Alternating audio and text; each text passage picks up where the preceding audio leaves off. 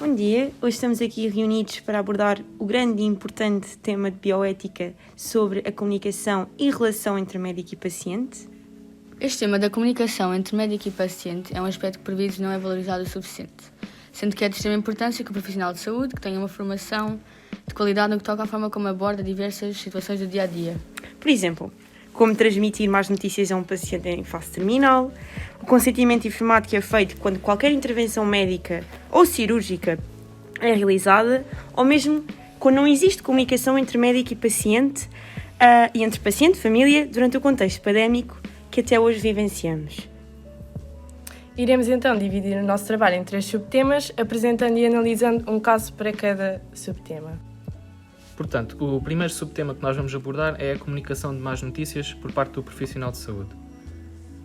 O primeiro caso clínico é o seguinte. O paciente de 38 anos recebe um diagnóstico de glioblastoma multiforme avançado e inoperável. Ao questionar do que se trata, o oncologista, acreditando estar a defender a própria honestidade profissional, explica taxativamente um cancro cerebral maligno que irá matá-lo em pouco tempo. O paciente entra em quadro depressivo que apressa a sua morte.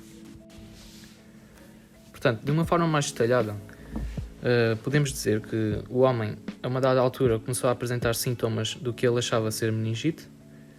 Foi ao hospital para realizar alguns exames, para saber exatamente do que é que se tratava, aquela situação. E após realizar esses exames, acabou por descobrir que era um glioblastoma multiforme no cérebro, já em fase avançada. Aliás, foi exatamente esta a linguagem que o médico usou com ele. O paciente, assustado, pede que o médico explique, né, o que é que isso significa, e o médico, sem hesitação, usa esta mesma linguagem.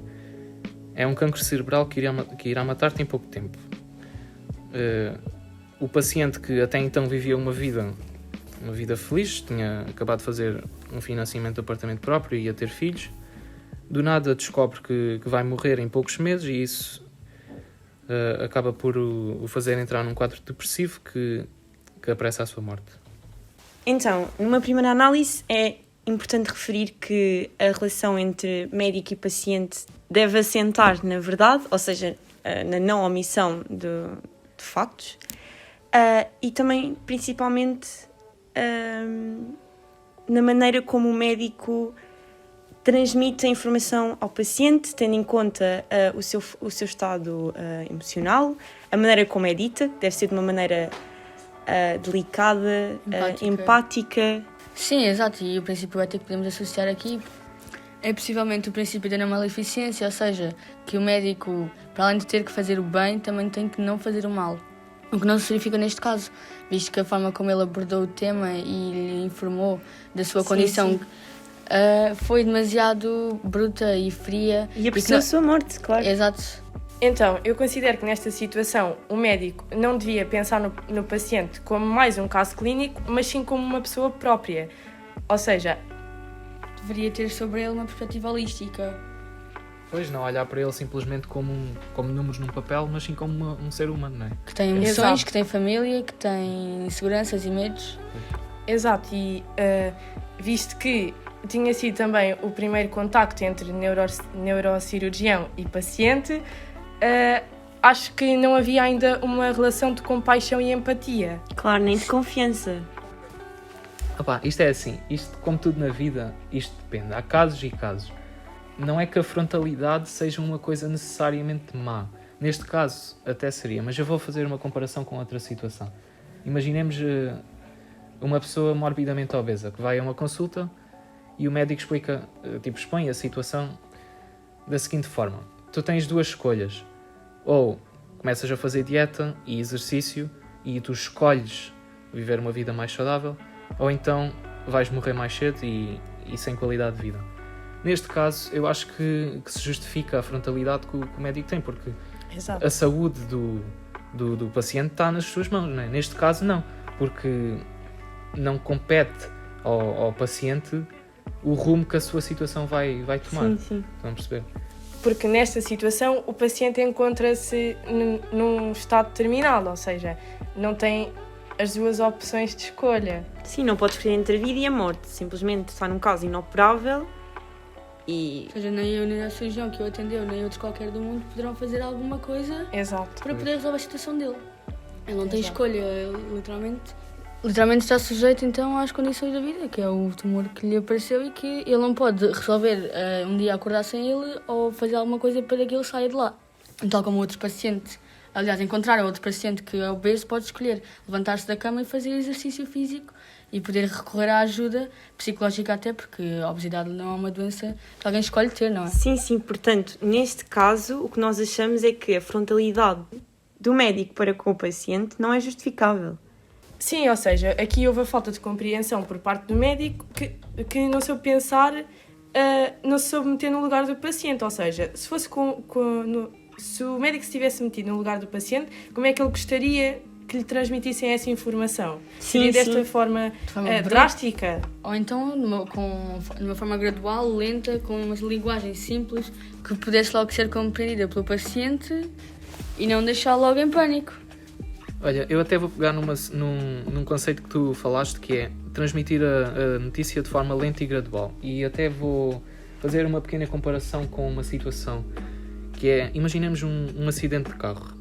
Ele pode acontecer de um momento para o outro. O que é que eu quero dizer com isto? É o carro entrar numa paragem súbita, completa, ou ir perdendo a sua velocidade ao longo do tempo. É só pensar qual é que seria o cenário mais desastroso, que causaria mais danos. Seria quando ele para de repente. E aqui é parecido. É a mesma coisa, sim. Pois, porque o choque é maior. Acho que o choque é um conceito também muito importante. É a pessoa não ter que lidar com a sua nova realidade de um momento para o outro. Sim, entra completamente em pânico. Pois. E compete ao médico como transmitir essa informação dessa forma.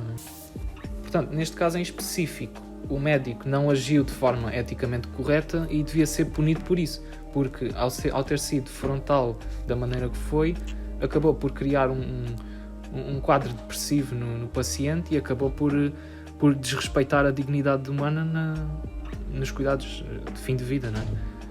Causando então a morte, não é? Que não era o suposto. Era suposto E mais cuidar apressada dele.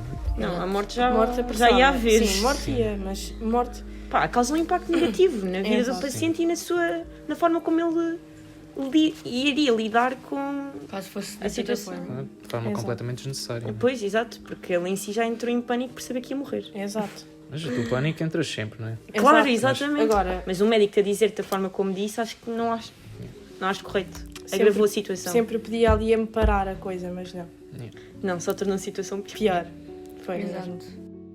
Passando então para o segundo tema, que é a conspiração do silêncio, temos um caso que refere. Senhora de 67 anos com uma neoplasia do cólon metastizada é internada nos cuidados paliativos para controlar os sintomas. Era omitida a seriedade da sua situação clínica a pedido do seu marido, que pensa que será frágil e sofrerá imenso. Esta acaba por demonstrar preocupação com a sua condição e pergunta à equipa médica o que tem. A resposta que recebeu não incluiu a terminalidade da situação e a paciente acaba por morrer 2 dias antes que ocorresse uma conferência familiar onde pudessem ser discutidos então mais detalhes sobre a sua condição. Acrescentando então aquilo que já foi dito sobre o caso, soube-se também que tinha existido então um esforço conjunto entre a equipe médica e o marido para que lá está que ela não soubesse.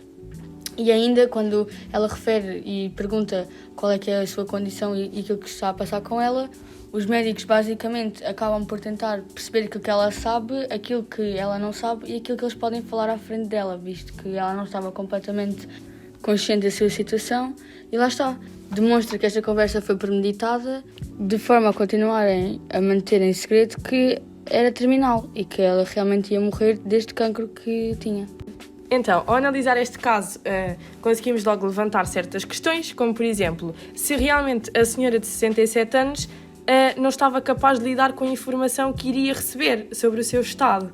Mas não, lá está, não é alguém externo que vai decidir isso. Ela deveria, ter sido logo informada de início e ela que sabia como lidar. Ela e caso tem o ela não direito. souber... Exato. Tem o direito de ser informada, ou seja, o marido Sim, pode sim. conhecê-la muito bem, achar que ela não ia saber lidar com essa Mas informação. ela tem o direito de saber e o médico é obrigado a dá-la. Exato, e ela demonstrou esse interesse. Ela perguntou o que é que eu tenho, ou seja, Daí parte-se logo do princípio que ela queria saber o que tinha. E tem de saber. Até porque há pessoas que demonstram não querer Não saber, querer saber. E não conseguir lá está lidar com certos aspectos, mas que não foi completamente o caso deste, Sim. porque foi mesmo direta, perguntou o que é que eu tenho? Tipo, Pois, ele só explica-me. ignorou mesmo.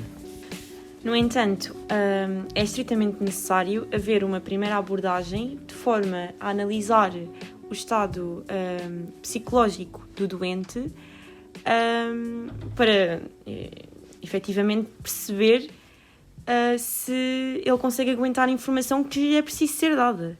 E que neste caso essa abordagem nem sequer aconteceu porque a decisão de não contar a determinada da situação da paciente foi tomada logo a seguir à conversa que a equipa médica teve com o marido.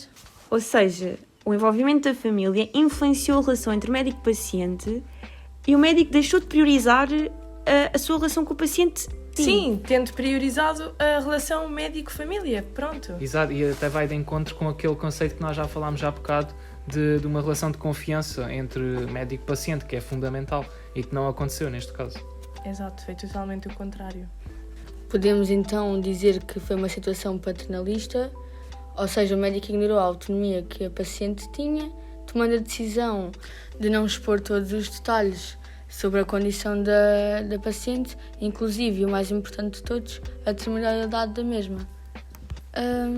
É também relevante ter em conta que o tema de fim de vida, principalmente envolvendo familiares ou pacientes dos quais se está a cuidar, é muito difícil de lidar e de se abordar. Mas a verdade é que o tratamento de silêncio em nada ajuda, só piora, uma vez que a incógnita é sempre muito pior do que não estar consciente da verdade. Então, por fim, o último subtema que iremos abordar será a falta de comunicação num contexto pandémico. E o caso será o seguinte. Homem de 70 anos entra nos cuidados intensivos com sintomas graves de Covid, sendo eles falta de ar, tosse com expectoração e febre. Durante 5 dias permaneceu nos cuidados intensivos com pouca ou nenhuma informação sobre o seu estado, tal como os seus familiares. Ao 6º dia, acaba por falecer devido ao vírus. Este, apesar de ser um caso hipotético, reflete a realidade vivida durante a pandemia.